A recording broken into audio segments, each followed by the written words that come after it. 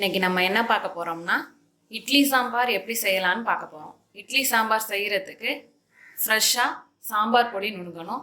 அதுக்கு என்னென்ன பொருட்கள் தேவைன்னா 1/2 டீஸ்பூன் மிளகு, 1/4 டீஸ்பூன் வெந்தயம், 1 டீஸ்பூன் சீரகம், 1 டேபிள் ஸ்பூன் தனியா, 1 டீஸ்பூன் உளுந்து, 1 டேபிள் ஸ்பூன் கடலைப்பருப்பு, 5 வரமிளகாய் எடுத்திருக்கேன். இதை தான் வறுத்து அரைக்க போகிறோம். இதுதான் சாம்பார் பொடி செய்ய தேவையான பொருட்கள்.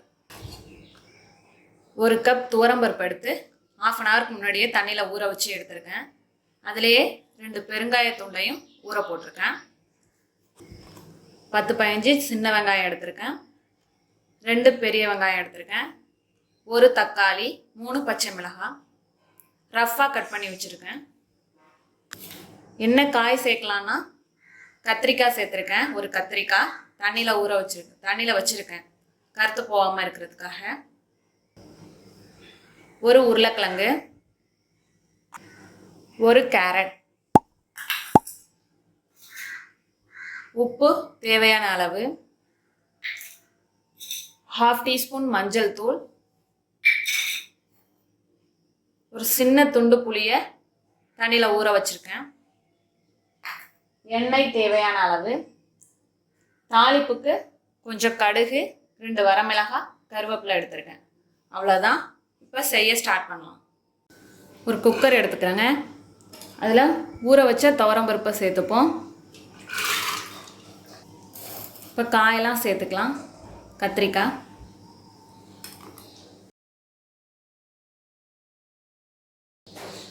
உருளைக்கிழங்கு,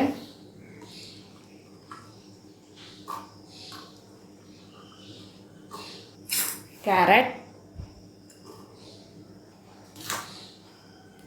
இதோட வெங்காயம்,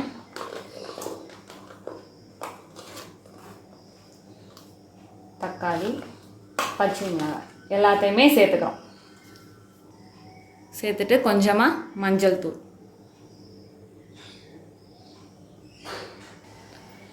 உப்பு தேவையான அளவு,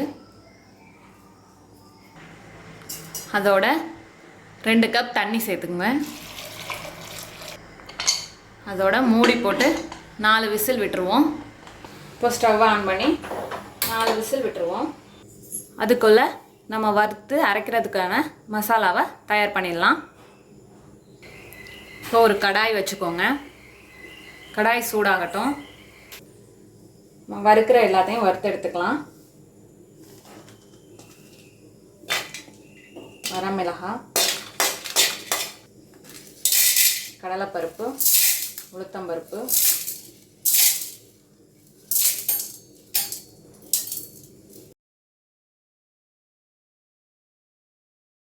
அதோட தனியா,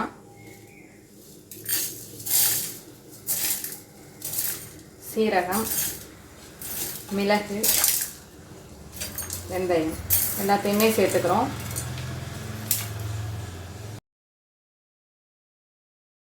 மீடியம் ஃப்ளேம்லேயே வச்சு பொன்னிறமாக வறுத்து எடுத்துக்கோங்க.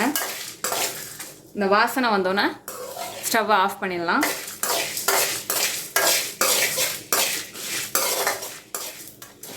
நல்லா வாசனை வந்துடுச்சு. இப்போ ஸ்டவ்வை ஆஃப் பண்ணிடலாம். இப்போ இதை ஆற வச்சு இடித்து எடுத்துகிட்டு வந்துடுவோம். இப்போ 4 விசில் வந்துடுச்சு. ப்ரெஷர் ரிலீஸ் ஆகிட்டு ஓப்பன் பண்ணி பார்க்கலாம்.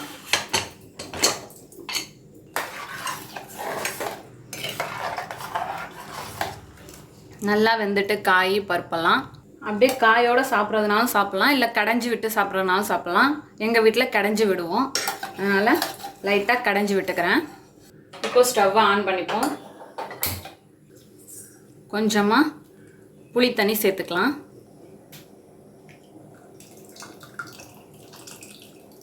ரொம்பையும் புளிப்பு இருக்கக்கூடாது இட்லி சாம்பாருக்கு, அதனால் லைட்டாக கொஞ்சமாக சேர்த்துக்கிறேன்.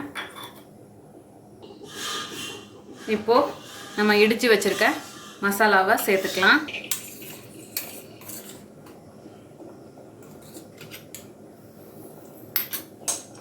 இப்போ நல்லா கிளறி விட்டுக்கோங்க.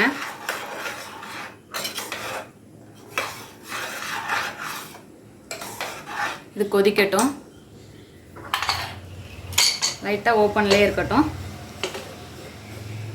மூடியை போட்டு லைட்டாக ஓப்பன் பண்ணி வச்சுருக்கேன். இப்போ 2 நிமிஷம் ஆயிடுச்சு, எடுத்துருவோம்.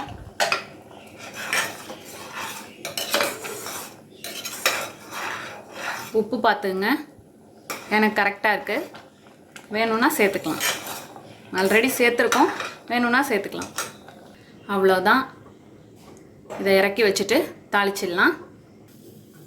எண்ணெய் ஊற்றிப்போம். இதில் கொஞ்சமாக கடுகு,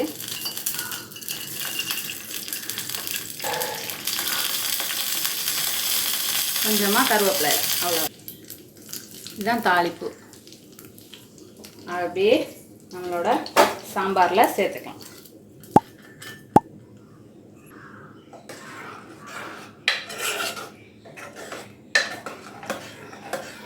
நம்மளோட அருமையான அற்புதமான இட்லி சாம்பார் தயார்.